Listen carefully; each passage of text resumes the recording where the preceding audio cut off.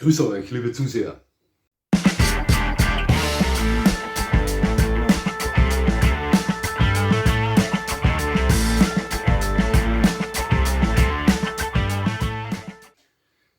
Nochmal herzlichst willkommen, liebe Zuseher, hier auf meinem Kanal. Ich freue mich sehr, dass Sie da sind.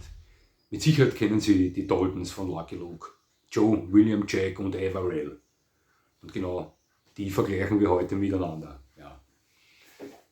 Sennenhunde sind alle miteinander verwandt, haben denselben Ursprung. Man sagt ja heute, die entstammen Verpaarungen antiker römischer Kriegshunde mit damals in Germanien ortsansässigen Arbeitshunden.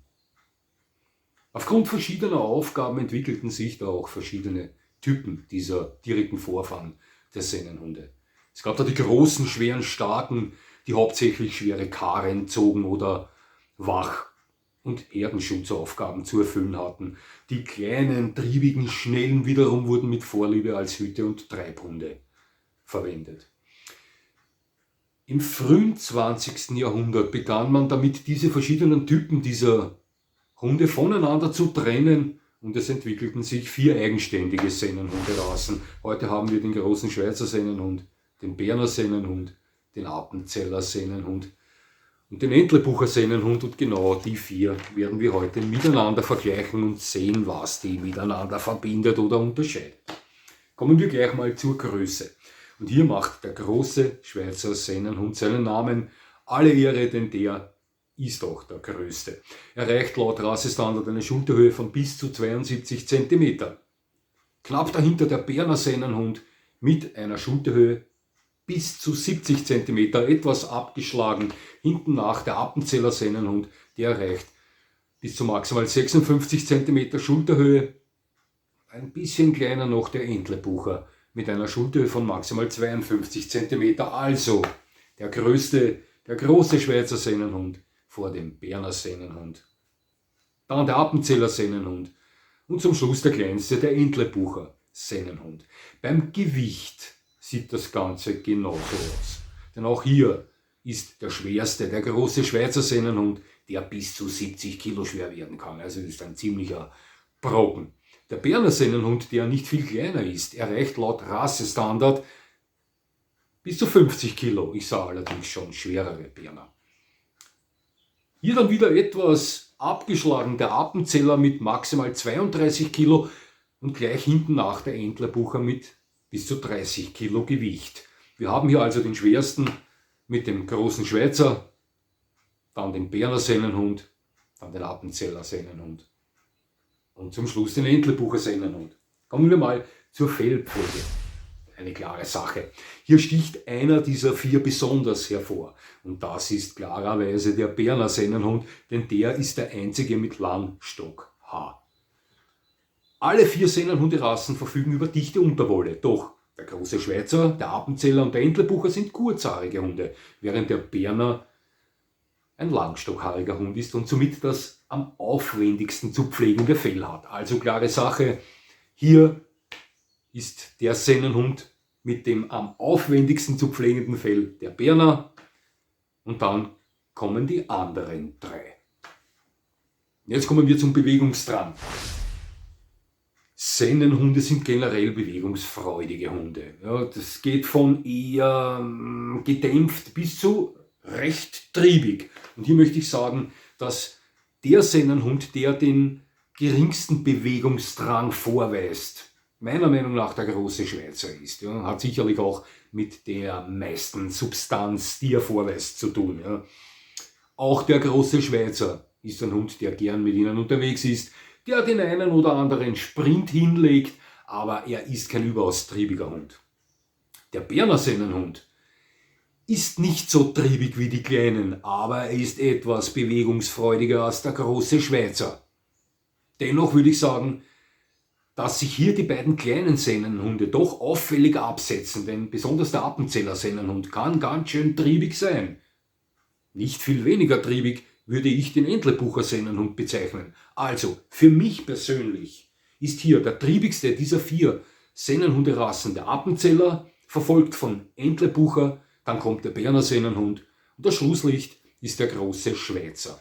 Jetzt kommen wir zur Leistungsfähigkeit. Leistungsfähigkeit setzt sich aus verschiedenen Eigenschaften zusammen. Kraft, Geschwindigkeit, Ausdauer, Beweglichkeit, Explosivität und. Würde es hier rein um die Körperkraft gehen, wäre hier ganz klar der große Schweizer der Favorit, denn der übertrumpft auch den Berner an Körperkraft um einiges, doch die beiden Kleinen um Vielfaches. Doch es geht bei der Leistungsfähigkeit nicht nur um die Körperkraft. Die Eigenschaften, nach denen hier bewertet wird, habe ich zuvor angesprochen. Und hier würde ich sagen, zur Überraschung einiger vielleicht, ja, mit Sicherheit nicht zur Überraschung von echten Sennenhunde-Fans, dass die leistungsfähigsten dieser 4 die beiden Kleinen sind. Also allgemein leistungsfähig sind sie alle, aber die leistungsfähigsten sind für mich an erster Stelle der Appenzeller und der Entlebucher, verfolgt vom Berner und vom großen Schweizer. Ich möchte heute bei diesem Vergleichsvideo die Kategorien Wachhund und Schutzhund nicht in einen Topf werfen. Ich möchte sie getrennt voneinander bewerten. Und jetzt beginnen wir mit der Kategorie Wachhund. Alle 4 Sennenhunderassen sind vorzügliche Wächter. Sowohl die Treiber- und Hütehunde, wie auch die Zughunde, die Wach- und Herdenschutzhunde dieser Sennenhunderassen haben alle einen ausgeprägten Wachtrieb, haben ein ausgeprägtes Territorialverhalten. Aber schauen Sie, wenn es rein um die Optik geht, wenn es nur darum geht, dass wenn ein Hund auf einem Grundstück verweilt und rein optisch abschreckt, müssten hier natürlich das Feld der Berner und der große Schweizer anführen. Doch mir geht es hier eher darum, welcher Hund sie zuverlässiger und schneller davor warnt, wenn etwas nicht stimmt. Und da haben die beiden Kleinen die Nase vorn, davon bin ich überzeugt. Ich bin davon überzeugt, dass der Appenzeller Sennenhund und der Entlebucher Sennenhund diesbezüglich schneller reagieren. Es sind alle 4 vorzügliche Wachhunde, sehr geeignete Wachhunde, effektive Wachhunde. Aber die Sennenhunde, die sie eventuell schneller davon in Kenntnis setzen, dass irgendetwas nicht stimmt, sind für mich der Appenzeller und der Entlebucher. Deswegen belegen sie für mich Platz 1 und Platz 2. Und knapp hinten nach sind dann schon die Großen, also der Berner Sennenhund und der große Schweizer Sennenhund. Exzellente Wachhunde sind alle 4. Thema Schutzhund. Hier sieht die Sache schon etwas anders aus. Und schauen Sie, den Willen, sie zu beschützen, haben alle 4 Sennenhunderassen. Davon bin ich überzeugt, ganz sicher. Speziell die Appenzeller können hier ziemliche kantige Gesellen sein, haben auch den Spitznamen Schnappenzeller. Ja. Viele Leute werden das schon gehört haben. Aber wenn es um die Effektivität geht, um die Eignung geht, sie körperlich beschützen zu können gegen einen entschlossenen Angreifer, dann ist ganz klar, dass hier der Berner Sennenhund und der große Schweizer die geeigneteren Schutzhunde sind. Das ist ganz klar. Schauen Sie, ich möchte auch nicht mit einem Appenzeller Sennenhund oder einem Entlebucher Sennenhund in Konflikt geraten. Mit Sicherheit nicht. Aber noch weniger möchte ich in Konflikt geraten mit einem großen Schweizer oder einem Berner Sennenhund. Da werden wir uns alle einer Meinung sein. Das heißt für mich, alle 4 gute bis sehr gute Schutzhunde. Aber die besseren für mich, erster Platz großer Schweizer, ex aequo mit Berner Sennenhund, gefolgt vom 2. Platz Appenzeller und Entlebucher Sennenhund. Thema Hundesport. Hundesport im Allgemeinen. Agility, Canicross, Obedience, Königsklasse, Gebrauchshundesport und so weiter. Ich persönlich habe mit nur einem dieser 4 Sennenhunderassen schon gearbeitet. Das waren 2 Berner Sennenhunde, einer im Besitz meines Onkels, mit dem ich unzählige Schutzarbeiten absolviert habe, den ich bei unzähligen Unterordnungen erlebt habe oder Fährtenarbeiten erlebt habe, und ich sage Ihnen was, à la Bonheur. Vielleicht nicht in dem Stil wie die typischen Gebrauchshunderassen, aber wunderschön. Ja. Gibt's gar nichts. Hat einen erstaunlich stark ausgeprägten Will to Please, wenn es der richtige Hund ist individuell. Ja. Typische Gebrauchshunderassen für den Gebrauchshundesport sind es nicht, aber sie eignen sich für diese Art Sport. Bei den Großen, besonders der Berner. Große Schweizer Sennenhunde habe ich persönlich bei der Arbeit am Gebrauchshundeplatz noch nie gesehen. Habe ich nicht gesehen, habe mir aber auf YouTube, die Arbeit gemacht, auf YouTube nach Videos zu suchen, wo man sieht, wie mit diesem Hund gearbeitet wird. Und ich fand tatsächlich Videos, wo man schöne Arbeiten mit diesem Hund bewundern kann. Also auch der große Schweizer eignet sich für den Gebrauchshundesport. Vielleicht nicht ganz so wie der Berner, würde ich mal sagen. Wenn es aber zu Sportarten kommt, die mit extremen Bewegungsformen zu tun haben, wie Canicross, Agility und so weiter, ist der große Schweizer und der Berner raus. Ja, also hier würde ich sagen, sind die beiden zu groß, zu schwer, besonders der große Schweizer. Hier glänzen die Kleinen. Absolut, die sind absolut top drauf bei Canicross, Agility, aber auch top drauf beim Gebrauchshundesport.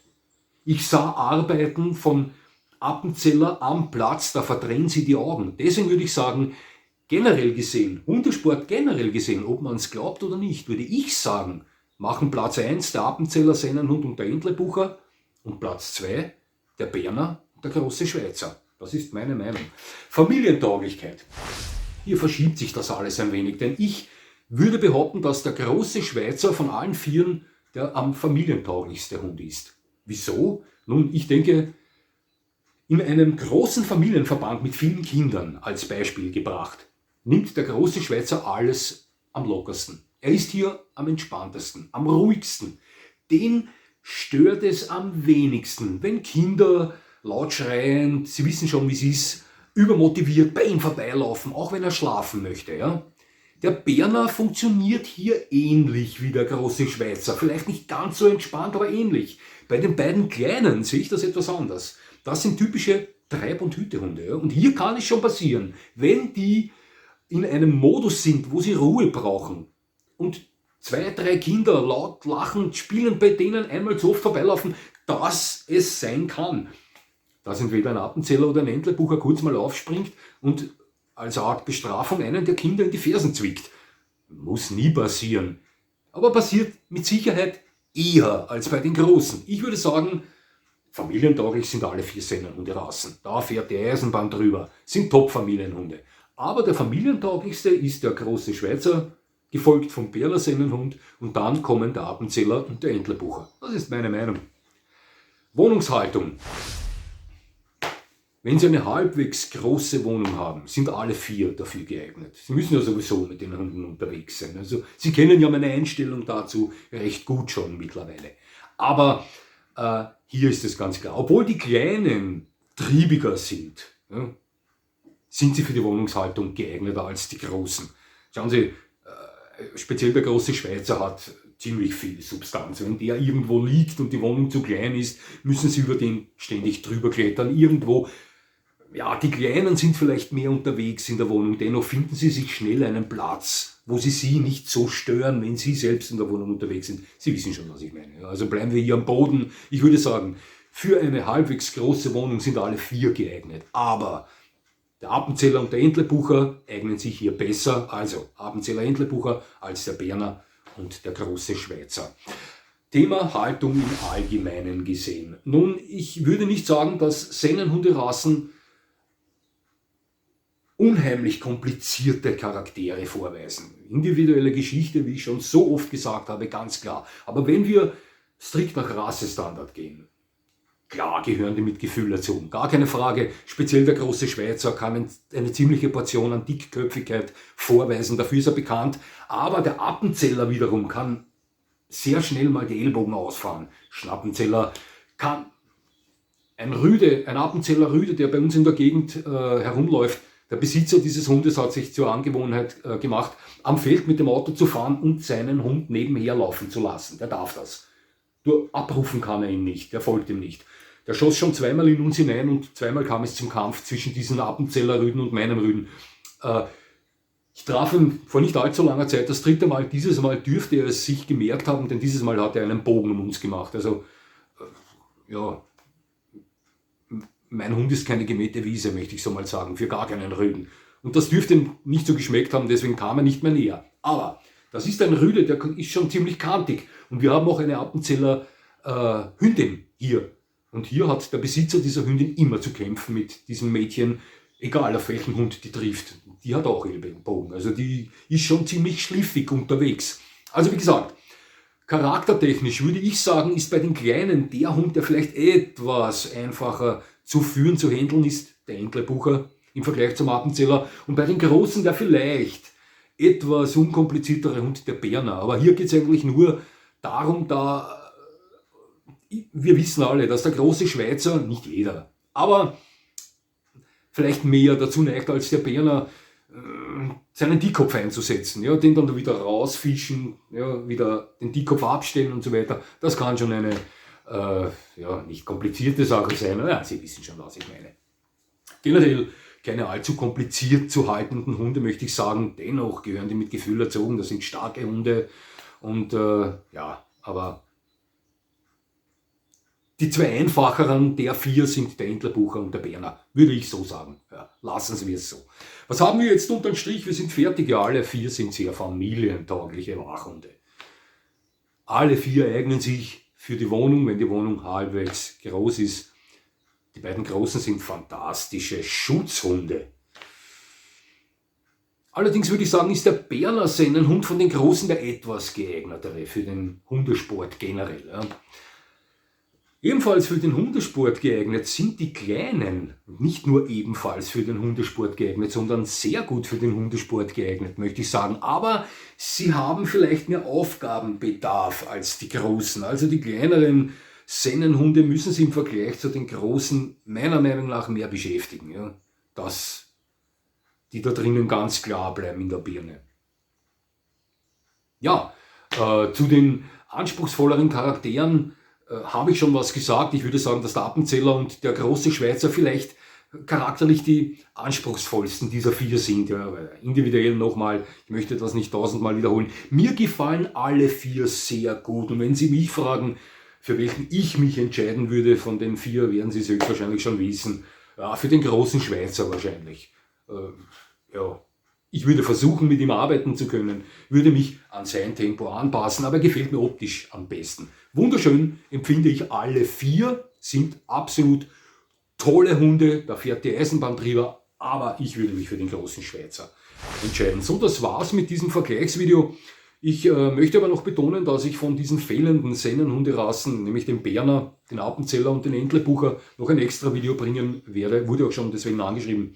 Auf das freue ich mich schon. Doch jetzt kommen nochmal 2-3 Mal andere Hunde noch zuerst und speziell beim übernächsten Hund, ja, werden Sie überrascht sein, was für ein Hund das ist. Davon bin ich überzeugt. Liebe Zuseher, es hat mich sehr gefreut, dass Sie mir zugesehen haben. Ich würde mich natürlich freuen, wenn Sie mir weiterhin zusehen und jetzt wünsche ich Ihnen noch einen schönen Tag. Das war es schon wieder.